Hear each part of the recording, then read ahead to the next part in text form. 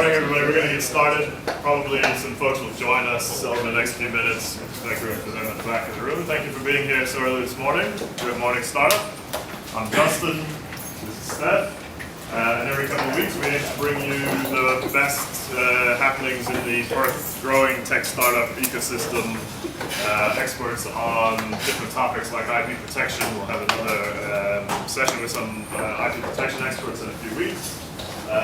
Things like people who have run successful tech startups and share the way that they've done that. People who have had spectacular failures and who are willing to talk about those things. Some of those are the best sessions I've found. And we're excited to be building the Morning Startup presence in 2015. We'll be doing a lot more recording of our sessions so that we can reach out to folks that, unlike yourselves, can't manage to get here at 7:30 in the morning. So pretty excited about what's coming up for us. A few events happening in the community. We've got On Earth happening in March here in Spacecubed. So that is a weekend-long event in which we'll bring industry problems and data from the mining and oil and gas sector. And those of you who are technically inclined will have a chance to work on that data and try and produce prototype solutions to industry problems for the weekend. The winners of our last event in May went on to gain access to Perth's first accelerator focused on the resources industry, also called Earth. So lots of opportunity there to build things, wow a panel of judges, and then go on to hopefully build a business that can deliver solutions to what are some of the best customers that we have in our particular backyard. All this stuff going on? Hi, I'm Brody from Spacecubed. Later in February, we've got a 3D printing workshop, so I think there's a couple of 3D printing workshops coming up. So go to spacecubed.com to check out what's going on there. I think there's a bunch of other events coming up as well, but I can't remember what they are. Check the Spacecubed website for a list of events that happen here. It's a fantastic space to find out what's going on in the community and get involved with things. We thank Brody for hosting us now for 4 years, 3 years, something like that? 3? Almost 3. Almost 3. In that time, we've grown from a group of people that got around the table to have a coffee and commiserate about how things were going and how little was going on in Perth, to now over 1,000 members beginning of this year. We see sort of 40 to 80 of you every other week, and we aim to help you wherever you need to go on your startup journey. So if you've got questions after our presentation this morning, come see me and Steph about those things. We'll see if we can help you out. The way that we usually run these is we have an expert presentation, then we have some time for Q&A, and then we have some networking. So I highly encourage you to take advantage of the fact that you've got some of Perth's smartest folks in the room today, and invite you to meet them and get alongside them and figure out what they're doing. Maybe it'll be a co-founder, maybe it'll be somebody who can help you on the journey. I'd like to thank some of our sponsors that help us do what we do. First of all, Beecham Group, who are here. I think Robbie's here now. Hi, Robbie. Oh, I have you. Oh, it's at the end. All right. Fair enough. We'll see their logos at the end. Beecham Group is a talent recruitment agency, and they're doing a bunch of other things besides helping folks find members for their team. They do a lot of things in the community. And we're aligned with Beecham Group because of their interest in growing Perth's tech startup scene. If you need a technical person to fill out your team to help you achieve your goals, they're the right folks to talk to. See Robbie when we've got some time to do that kind of thing. Businesses has also been very good about putting out the word about what's going on in our tech startup ecosystem. So if you've got a new startup that hasn't been featured, you're doing something you think is exciting, I invite you to talk to Charlie, who's usually here on a Wednesday morning. Charlie is now, I think, running the show. But he's also been instrumental in helping the business news reach out to a community that has been underserved. That's the tech startup ecosystem, tech businesses, and quickly growing small businesses, helping them to tell their stories, and so that we can all find out a little bit about what's going on in Perth. So get alongside Charlie the next time you see him. And with that, I'd like to introduce Brody, who is the head here at Spacecubed, responsible for this venue and for lots of events going all around town. He's going to introduce our speaker this morning and talk about Hack the Fest.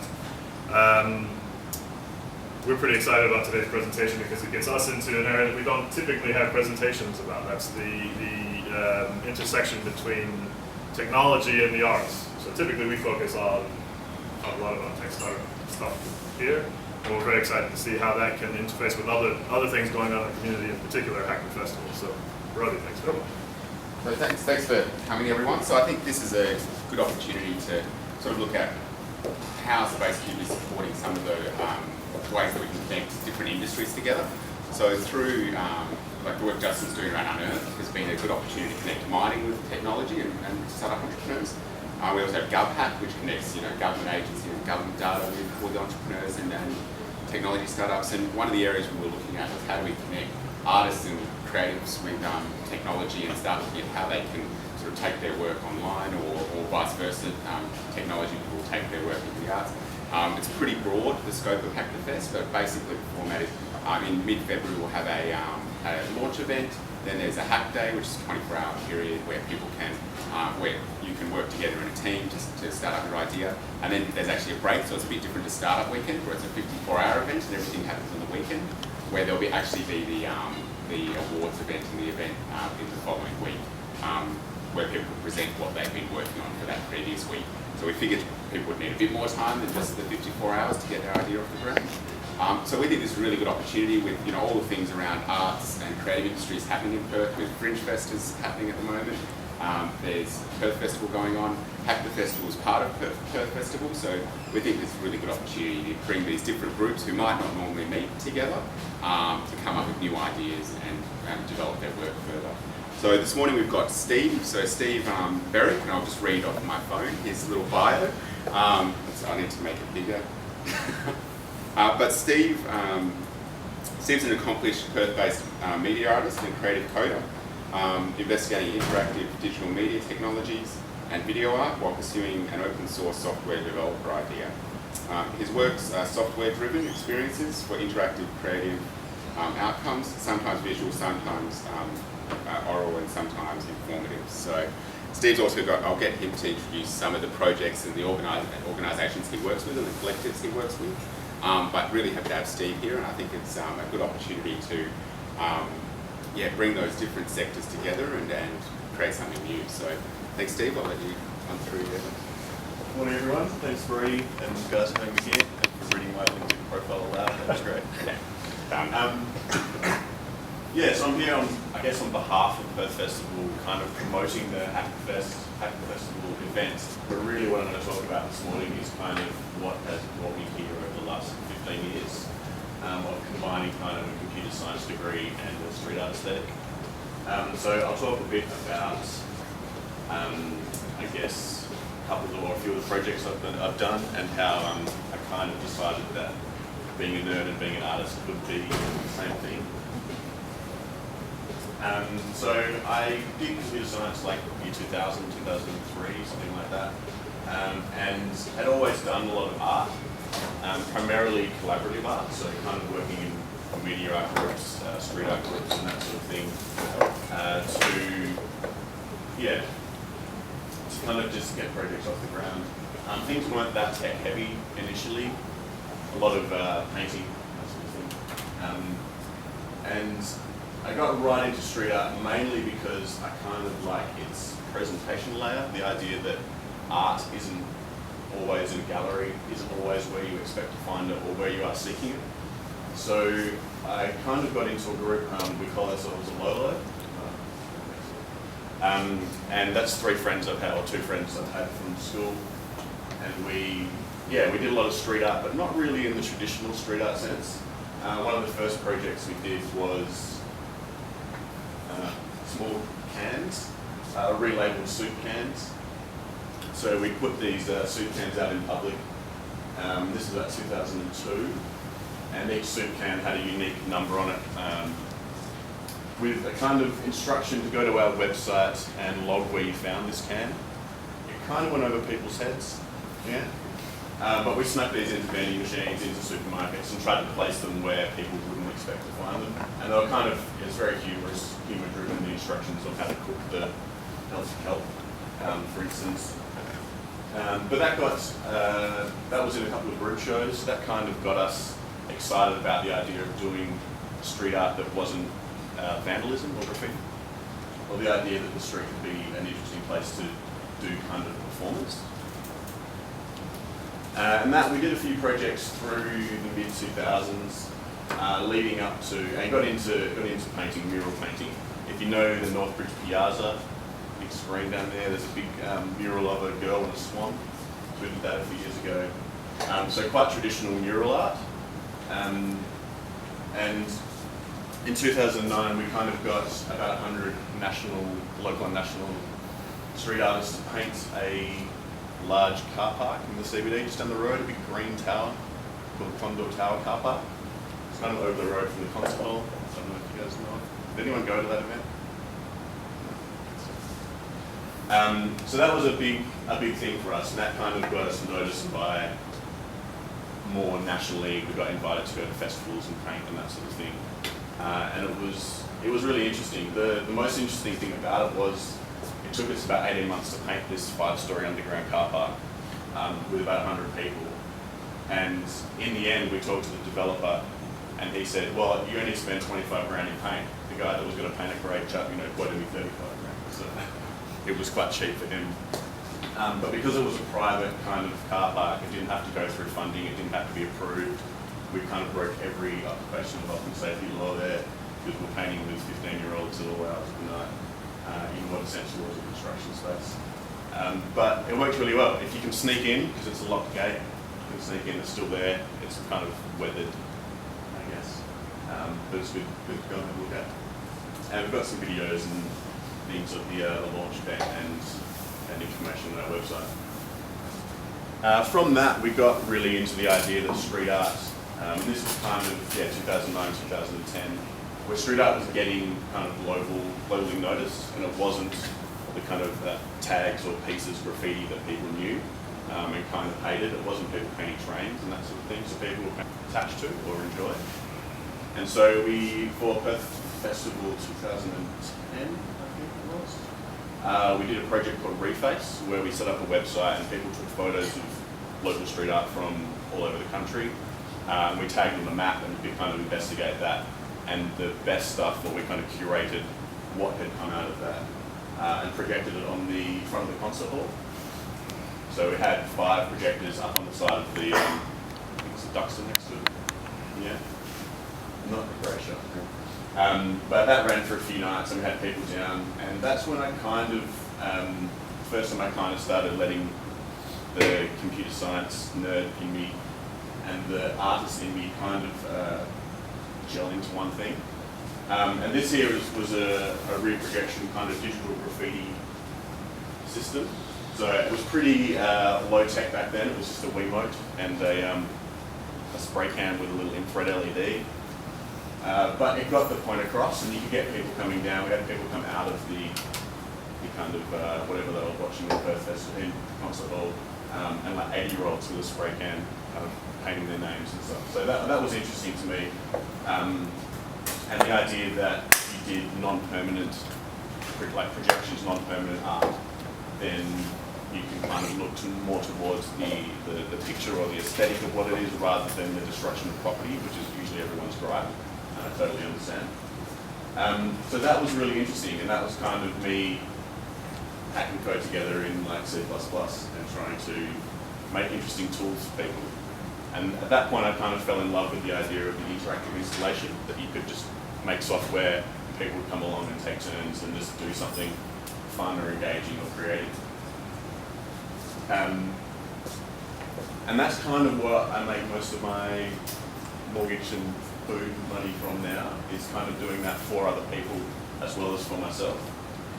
And over the last few years, nationwide, there's been a big kind of want for it, especially in dance or theatre. People want software to do specific things and creative things and have creative outcomes. So it's kind of turning out at the moment. The last lot of project I want to show was from Beaufort Street Festival last year. This was a different tack again, but I had quite a show reception today. As we built giant police heads that were on robotic or kind of electric wheelchair bases that I hacked remote controls onto. So we could drive these around and kind of terrorise people. sort of stand on the sidewalk. And that was pretty fun. That got a good response. And we're probably going to just go and intervene at the Fringe Festival one night so you can see us around and say hi. They are a little bit scary for children, my children. But I've got a quick video hopefully this plays, just to show you how they spin and drive. You can drive them really slowly, which is nice. They have a kind of nice presence, even though they're essentially made of cardboard and a little bit of fiberglass.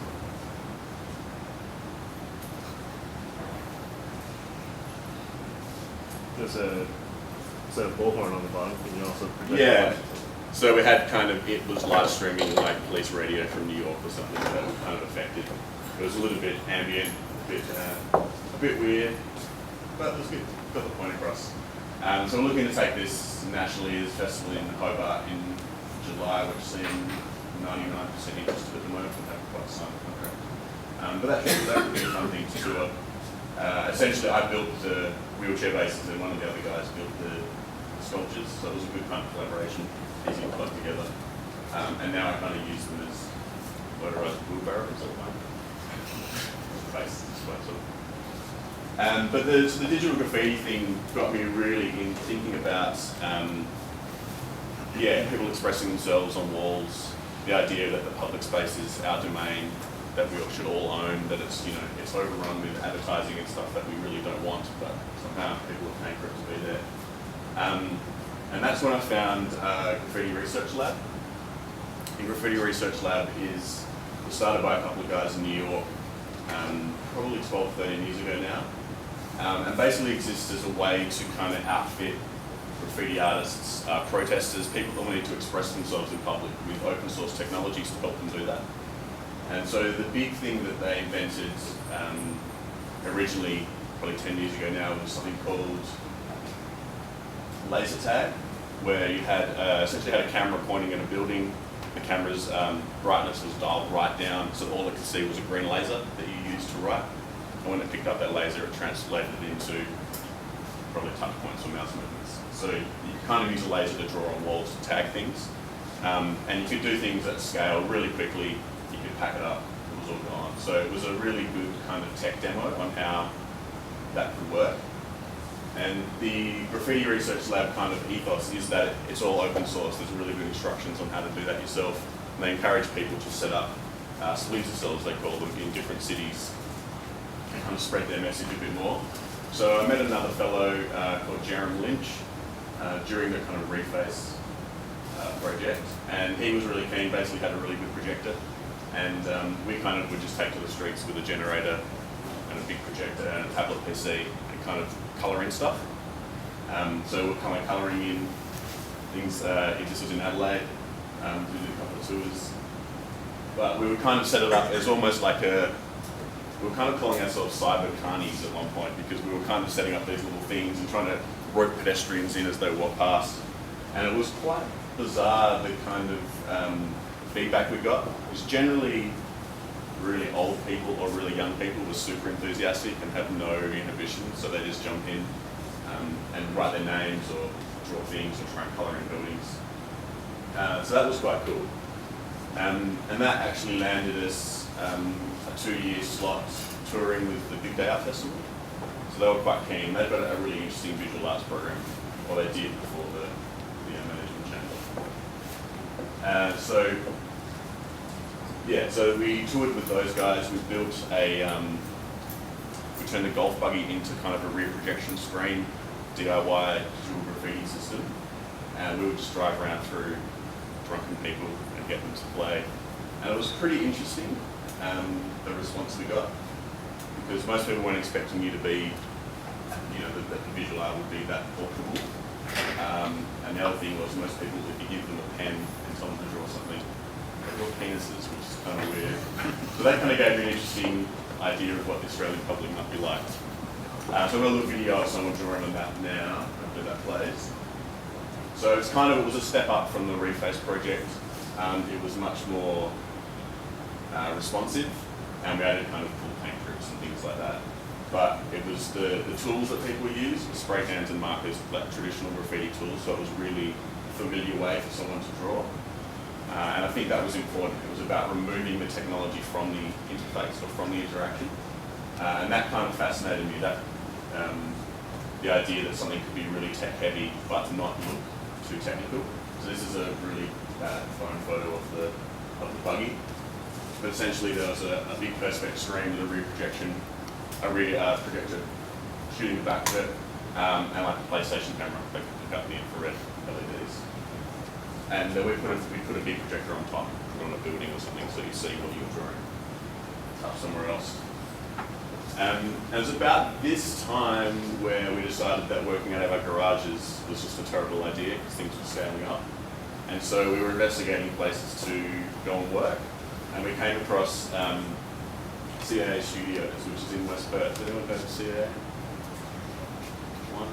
It's more than I thought. It's kind of hidden, and we kind of like it that way to a certain degree. But it's a Centre for Interdisciplinary Arts. It was started up by a group called PBI Collective, which I've now kind of become really good friends with and work with. And it's essentially an old, it's essentially an old school building. This really nice kind of character vibe. It's kind of the corner of this is Newcastle and Charles, so it's near kind of the freeway on ramp there. But the education department owns it, and it just sat empty for like 10 years, and no one was using it. And I think it wasn't until the education department wanted to kick people out of another artist studio under like Rapid Bikes Hall or something in the city, that they had to find them somewhere else to work.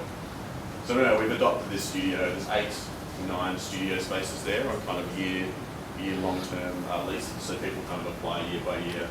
And we have a really good mix of artists there, so musicians, dancers, theatre groups. The Last Great Hunt, they're doing a few good shows at Fringe Festival. Heard of them. There's Nate, the producer who works under the Community kind of record label.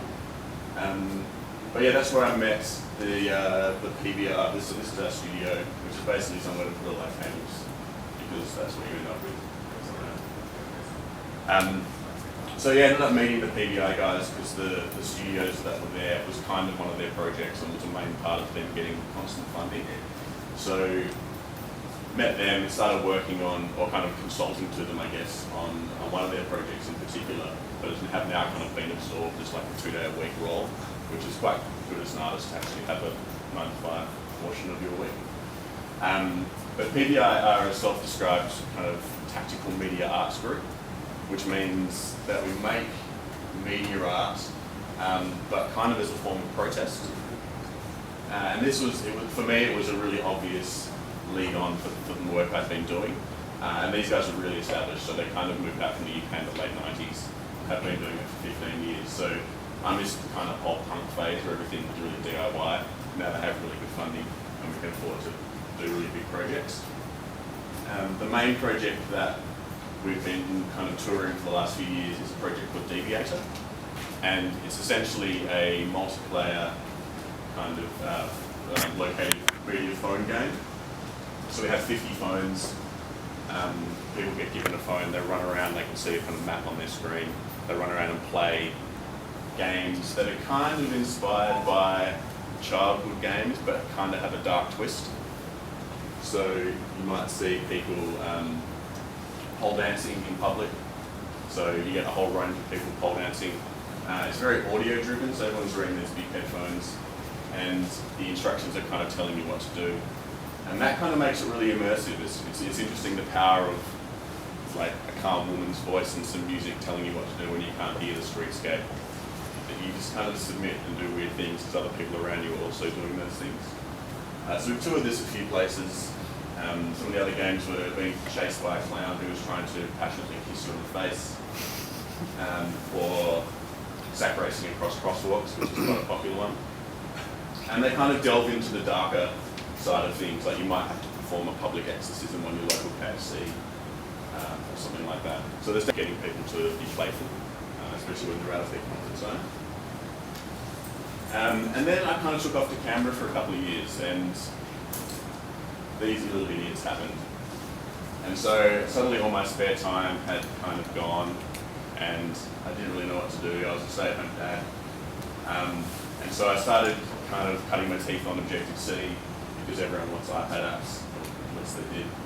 And got right into the idea that I'd been trying to push all these interactive artworks at people that probably didn't really care. but the people that do care are kids because they're looking for anything new, anything interesting. So I started doing iPad apps basically. I got a little gig with the National Gallery of Australia. So this is an iPad app I developed for use in one of their exhibitions. They have this kind of family activity room where mid-exhibition, your family or your kids can kind of go in there and I guess play with items or learn things that will kind of contextualise the art gallery or the art exhibition a bit better. And that really excited me. I kind of have always found art galleries quite dry. Museums seem to be a bit more forward-thinking these days, and art galleries are definitely heading that way. But the idea that you can go and see things but not be allowed to touch them is really bizarre if you're a kid. So I'm kind of relearning all these things through my children, which is super exciting and also super tiring. So I got into iPad apps, and I started working with Dada. Has anyone heard of Dada? They're a Fremantle organisation. Yeah. So they're disabled and disadvantaged in the arts. They work basically with people with living with disabilities of quite a variety of needs. And this is an iPad app we launched called, under the StarSpeak brand, called StarSpeak Touch and Create. And it's essentially kind of a creative play space for people with high support needs. People with high support needs are basically people that are wheelchair bound and live in a facility where they're cared for. So giving them a format for creative expression. And this opened my eyes to accessibility as a whole, really, and how technology can help people get over some of these barriers, or can help people be creative where otherwise they're quite stuck, or can be quite stuck. And as sad as it is to say, it's also an easy thing for some of the care staff in these facilities to just give to people because it is simple. They don't have to, it's not a lot of effort involved in caring if you can give them something like that. So I worked with Dada. This launched last year, and it's been doing okay. It also showcases work by some of the Dada artists who work in studios. So all of the kind of theme content that's in there is from other artists with disabilities. And we're in the process of trying to branch out and look for more artists to kind of start doing kind of purchase sales of some of their work and push money back to each artist.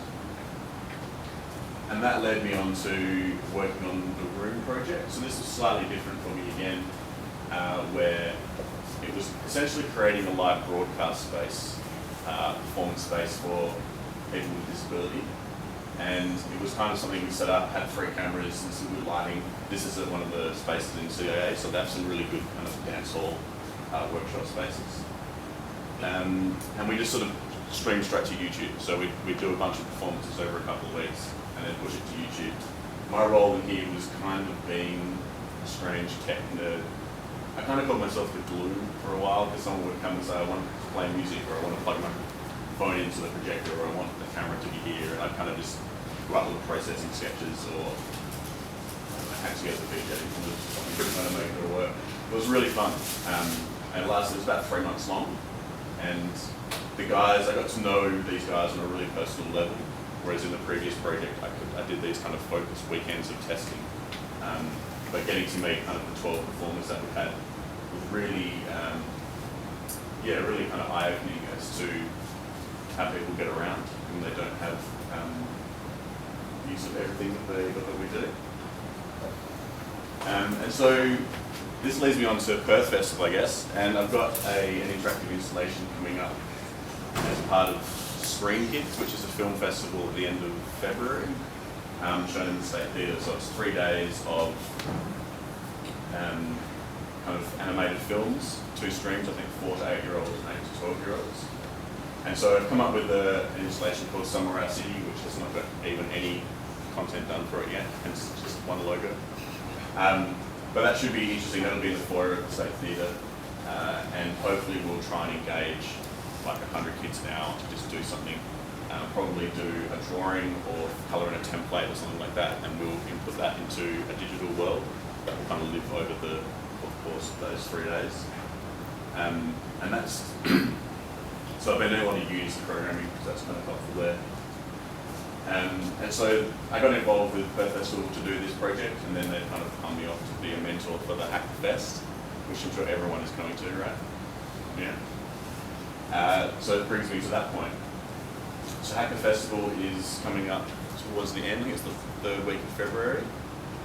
Yeah, we're going to try and get a whole bunch of artists, a whole bunch of developers, a whole bunch of anyone that wants to be involved really to kind of do a hackathon. I'm guessing you guys are pretty hackathon savvy. I've done hackathons before. A lot of blank faces and smirks. Yeah, it's not going to be the traditional hackathon, as Brody was saying, where it's a 54-hour thing. It's going to be over a week, so you can kind of have a bit of time to develop ideas.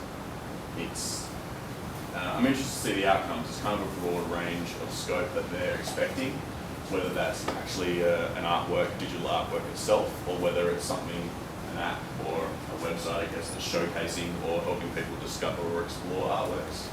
And we'll see how that turns out. I'm hoping I get to meet a lot of interesting people, because being away for a couple of years, but kind of changed a lot in that time, in a really good way.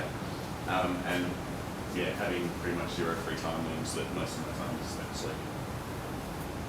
And that's pretty much all I've got. Thanks. Thanks, Nick.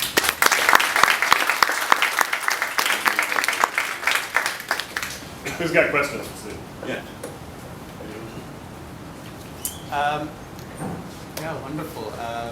Get technology from a totally different perspective. One thing that I wanted to ask is, your target audience has been common public, children, and certain. Have you actually explored like a corporate world, like especially this type of technology and the art that can be actually merged together with corporate needs in terms of training, learning, health and safety, and those type of things? Yeah, that's interesting. I guess the next step for me is probably museums and galleries. I guess with the new museum build as well, there's some interesting opportunities there potentially. The corporate world, it's not really probably to my taste as much, although I'm quite happy facilitating those sorts of things. My experience with doing kind of corporate gigs is that people just start nudging you and saying, put my logo here or do this here, and it kind of starts, you lose a bit of that integrity that perhaps you thought you were going to get out of it. But they generally pay well, so it's a bit of each. Yeah. So sort of a follow-on question from that was obviously, you're very much not in the corporate world. I'm very much in the corporate world, so I don't really understand how you essentially make money or you make a living. So I would never have seen it as being something I could make a career out of. So is there much call for it? Can you make a serious amount of money from a startup? 10 years ago, if you'd asked me, I would have thought that this job didn't exist. But over the last kind of 4 years, I guess, I've been working through kind of art networks. I've been working a lot more on sort of theatre projects, dance projects.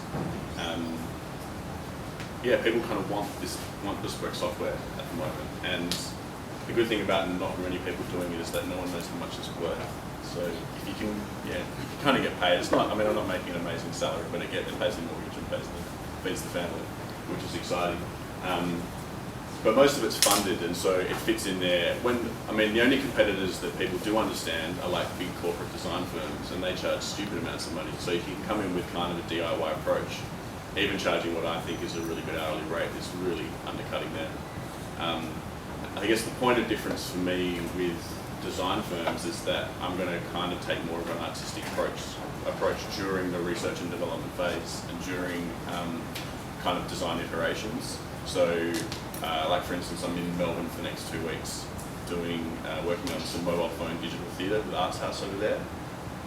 And the reason that they kind of picked me over, I think, Carter Digital or some massive design firm was because they felt like they were too removed from the end product and the process that artists would want to go through in kind of discovery.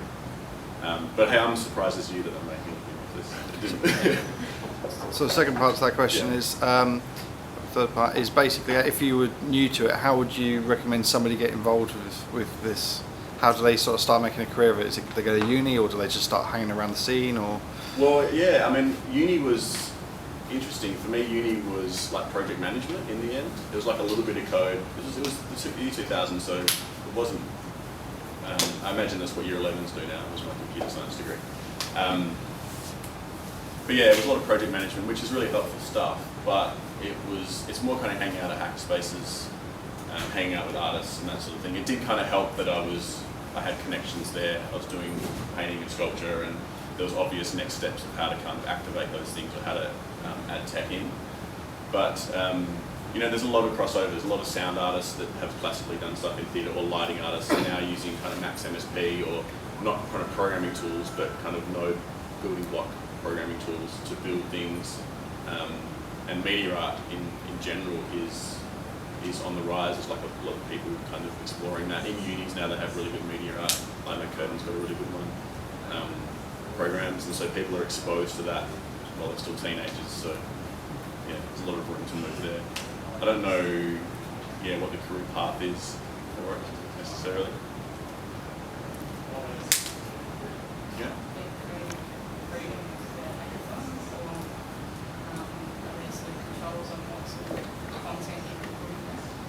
I'm not sure. I'm just one of the mentors, so I've got, yeah, I'm not kind of, I haven't devised it or anything. They just kind of brought me in for a bit of consulting on the day, I think. But yeah, Karen might have hi everybody, I'm Cameron, I'm working with Berrick. So it's really a day where we're trying to keep it as open as possible. We haven't really prescribed any particular themes. We've got some ideas and some areas that's being introduced. Exhibitions, projections, what have you. We're actually also reworking some. We were approached by the festival to try and contribute to the works in the digital art space. So that's our objective. What we're really excited about is, I think, what Steve has really captured, which is the idea of the artist as entrepreneur. And probably you've also really illuminated the challenges that artists face and probably quite the challenges that entrepreneurs face in building up their business. So those are the themes that we're trying to approach through that day. But really what we want to see is just this excitement of skills. And that's what we're taking from our work experiences and startup companies such as finance. And that's what we're trying to bring that to the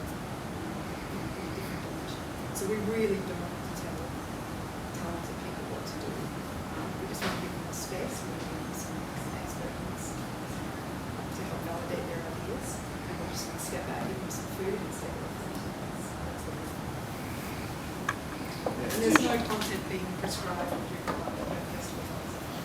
So, I mean, if nothing else, it could open people's minds from a business perspective anyway to the availability of arts funding. It's not like there's a lot of it out there and it's fairly competitive, but there is, you know, a lot of the time you can get projects off the ground and you get a decent amount of money to do it, and the outcomes or the expectations aren't anything like you're going to see from investment or anything like that. They're very broad, they're very open, so they're really interesting places to experiment, especially if you're on the, I mean, really like media arts, interdisciplinary arts, experimental arts, it's a buzz right now in the funding sense. So that's what people want to see. They want to see new directions taken, and they want to see collaborations with creative industries and designers and business and that sort of thing. So it's kind of across the board, people wanting these relationships to be possible. Also, probably just from for these sort of like hackathons, one of the key outcomes is that people meet people from completely different industries and different sectors with different skill sets. So often it's not the project that comes out of the hackathon, but the next project that people are working on, where they've now got these new connections and teams, these people with different skill sets they can work with, and often new ideas that are generated out of that experience. So we really see them as learning experiences for people where they can learn new skills as well as meet a whole range of different people to work on their next idea. So I think, yeah, coming out of it with this amazing project would be great, but the learning experience is really valuable. Yeah, you're right. There's a $5,000 art grant given at the end of the strings attached as cash prize, but really the value comes in the relationships. I think from the artist's perspective as well, I think it's good to get people to just dive in and do something intensive and to be forced to kind of have an outcome to deliver or something like that. That could be a new opportunity for people like that as well. So do you think anybody who's doing game development and those kind of apps and Yeah, is absolutely. welcome? Yeah, absolutely. I mean, as soon as you ask the question, what is art, you come up with like a PhD style linking, but so you can't really discount anyone. I guess it's more about motivations for me anyway as to what constitutes art. But as I was saying, the kind of spec is quite broad. You might just be, or you're not just, you might be making an app which showcases local artists or showcases something, or you might be making an actual artwork which has no other, I guess, commercial application other than to to be an artwork. So I think it's fairly broad, but games fit right into that, hopefully. And an exciting one. Yeah. Talking about different sort of project genre, as a pattern, they're all a bit different. Yeah. Obviously, commercializing all those type of ideas is a bit difficult. You have to have that kind of niche group or association to come to you and all that. Yeah. Have you done any outdoor advertising? I mean, New York is a big trend. In the US, there's a big trend of doing outdoor really art advertising where, you know. Yeah, I haven't really had to go that route. Everything's been word of mouth or looking at our really dated websites. But there was a point when we were doing the Graffiti Research Lab stuff that we thought we could commercialise this product. We could build a digital graffiti screen that you could sell to festivals or kind of like sci-tech style places, I guess. But it kind of felt like it bashed against the ethos of what that started with. And so kind of kept true to that rather than, I didn't want to be the guy that sold out that to local organisations. But in fact, the only reason we got onto the Big Day Out tour is because they were trying to buy a digital graffiti screen from like the Netherlands, but it was way too expensive. So they kind of got us to build the DIY one, which I think which is a good aesthetic. It didn't really hit that many people as far as people within the festival coming to do it, but it still kind of hit a few people, hit them in the right way. So it was interesting. Any other questions? All right. Thanks very much, Steve. Thanks. Appreciate you coming down to Perth. We now have until 9 o'clock to use this space for a little bit of networking, so please meet the other folks that have come down here today, have a chat to them about what they're doing. Come up and talk to me if you're interested in morning startup or other things going on in the community. And if you happen to be sitting in this part of the gallery on those folding chairs, I invite you please to bring them up and stack them under the table up here at the front. Which one do you sponsors? And showing some logos. Please come back in 2 weeks' time. We'll have a panel of intellectual property protection experts here to talk about things like trademark, patents, all of that kind of confusing space of if I've got something that I think is worth protecting, how might I go about doing that? So 2 weeks' time back here at Spacecubed. Thanks very much. See you later.